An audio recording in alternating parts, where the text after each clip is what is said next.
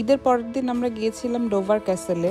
British history এই ক্যাসেলটাকে কি of England নাম দিয়েছে এই ক্যাসেলের বিভিন্ন ডিফেন্সিভ সিগনিফিকেন্সের জন্য। কিং হেনরি দ্য এই ক্যাসেলটা বিল্ড করে 11th সেঞ্চুরিতে, 1160-র দিকে। ওই সময় নাকি এই ক্যাসেলটা বিল্ড করতে 6000 পাউন্ড খরচ হয়েছিল।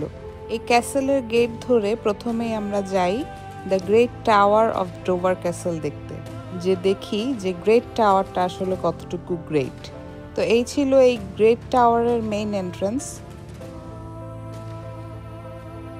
রুমে ঢুকতেই যে রুমটা আমাদের চোখে পড়লো, দেখে মনে হলো যে এটা গার্ড রুম।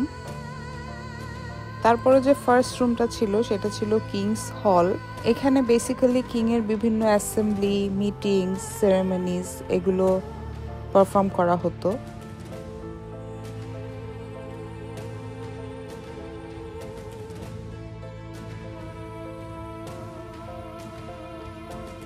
অ্যাসেম্বলি রুমের পরে সেকেন্ড রুমটাই ছিল কিংয়ের রেস্ট রুম।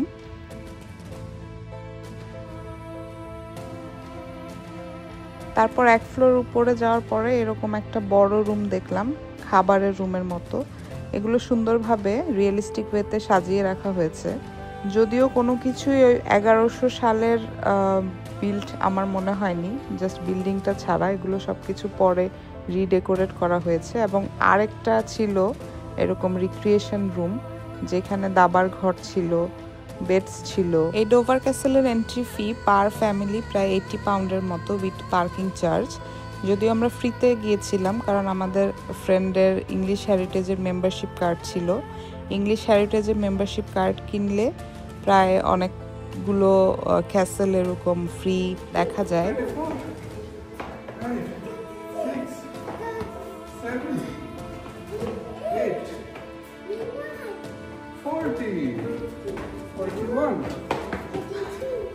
তারপর এরকম অনেকগুলো সিঁড়ি বেয়ে আমরা গেলাম উপরে। কাইন্ড অফ সিঁড়িগুলো রাউন্ড রাউন্ড ঘুরানো ছিল। কোন দিক দিয়ে ঢুকছি আর কোন দিক দিয়ে বের হয়েছি কিচ্ছু জানি না। বাট ছাদের উপরের ভিউটা অনেক সুন্দর ছিল, মানে এত কষ্ট করে উঠাটা ওয়ার্থ ইট ছিল। এই ক্যাসেলটা যেহেতু ইংল্যান্ডের বর্ডারে, সো ফ্রান্স, বেলজিয়াম এগুলো থেকে যখন অ্যাটাক করতো বিভিন্ন ওয়ারের সময়, তখন এই ক্যাসেল থেকে আসলে দেখা যেত। আমি হিস্ট্রিতে এত ইন্টারেস্টেড না, হিস্ট্রি আমার এত ভালোও লাগে না, কিন্তু হ্যাঁ হিস্ট্রিক্যাল জিনিসপত্র ভালো লাগে, মুভিজ ভালো লাগে, আর এখানে এই ভিউগুলো খুব ভালো লেগেছে।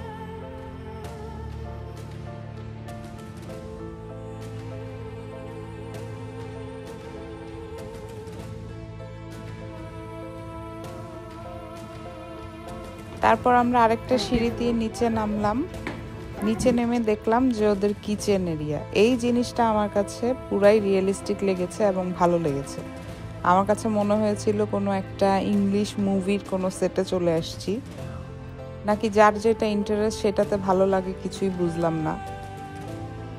এইখানে ঢুকে আমার মনে হচ্ছিল এখনই কতগুলা সোলজার আসবে, বসে বসে খাওয়া দাওয়া করবে, হই হুল্লা করবে, মানে মুভিজে যেরকম আমরা দেখি এরকম কিছু একটা হবে।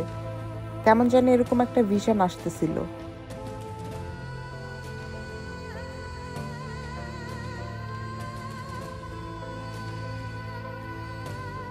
কিচেনটা ছিল টাওয়ারের একদম ব্যাক সাইডে এবং ব্যাক ডোর ছিল একটা, এবং ব্যাক ডোরের পাশেই ছিল বিশাল এক তান্দুর, এবং তান্দুরটাকে ওরা খুব সুন্দর করে রিয়েলিস্টিক ওয়েতে এই রুটি টুটি দিয়ে সাজিয়ে রেখেছিল। রুটি মাংস যাই দেখা যাচ্ছে এখানে সবই এগুলো চীনা মাটির তৈরি। তারপর আমরা টাওয়ারের ব্যাকডোর দিয়ে বের হয়ে গেলাম। ব্যাক সাইড দিয়ে বের হয়ে এখানে ওয়াশরুম ছিল, মিউজিয়াম ছিল, শপস ছিল, যেখানে ইংলিশ হেরিটেজের বিভিন্ন জিনিসপত্র সেল করছিল ওরা। অনেক রোদ দেখা গেলেও ঠান্ডা কিন্তু অনেক ছিল। আমি ইস্যুকে নিয়ে বারবার বলছিলাম যে রোদে থাকতে, কারণ ছায়ায় গেলে খুব ঠান্ডা লাগতেছিল। এরকম অনেকগুলোই টাওয়ার ছিল, কিছু ক্লোজ ছিল, কিছু সবার জন্য ওপেন ছিল।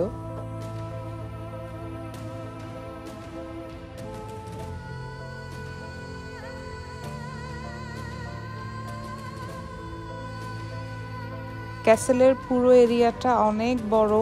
আমরা জাস্ট ভিউ এনজয় করে জাস্ট মেইন যেগুলো দেখার ওগুলো দেখে দেন ব্যাক করি। আর এটা ছিল আরেকটা মেইন অ্যাট্রাকশন, লাইট হাউস এবং একটা চার্চ।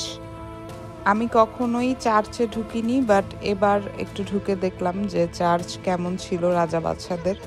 ইস্যু কতক্ষণ হাঁটতেছিল, কতক্ষণ ওকে স্ট্রোলারে নিয়ে হাঁটতেছিলাম।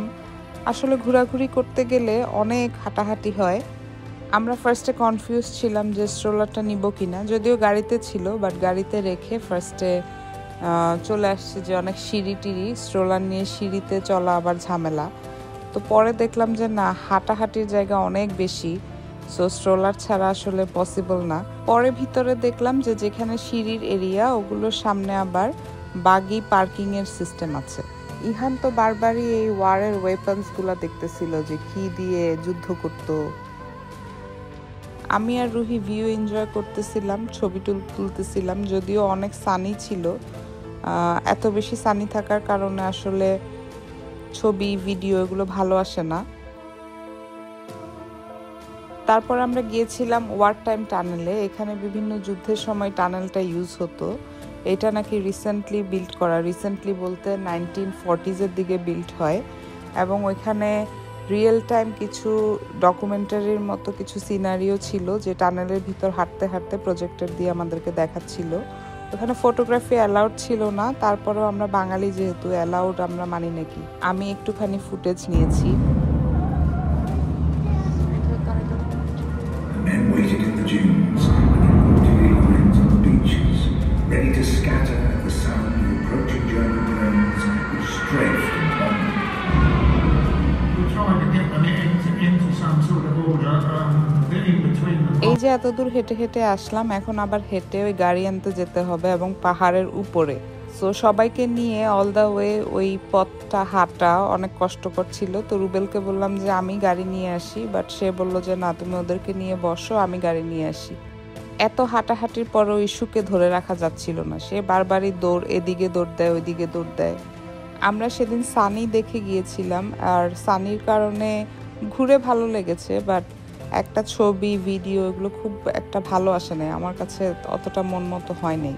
আমি ড্রাইভিং শেখার পর থেকে আমরা কোথাও ঘুরতে গেলে রুবেল কবে ড্রাইভ করছে আমার ঠিক মনে নাই। আর আমি যে কিভাবে ড্রাইভ করি পিছনে 3টা মনস্টার নিয়ে, এটা একটু দেখেন।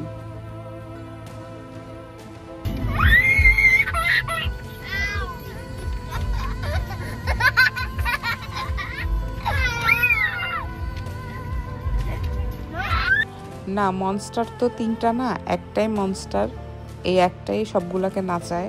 ডোভার ক্যাসেলের পুরো ট্যুর দেওয়ার জন্য ভিডিওটা একটু লং হয়ে গেল, সেজন্য দুঃখিত। এই ক্যাসেলের যত হাইপ ওই অনুযায়ী আমাদের এক্সপেকটেশন অনেক বেশি ছিল, বাট দেখলাম যে না, ওই রকম আহামরি কিছু না। যদি 70 পাউন্ড দিয়ে ঢুকতে হতো তাহলে খুব কষ্ট লাগতো। যেহেতু ফ্রি মেম্বারশিপ কার্ড ছিল, সো ভর্তি। অনেকদিন পর বাচ্চারা ইনক্লুডিং ইস্যু যে অনেক এনজয় করেছে, এটাই আলহামদুলিল্লাহ।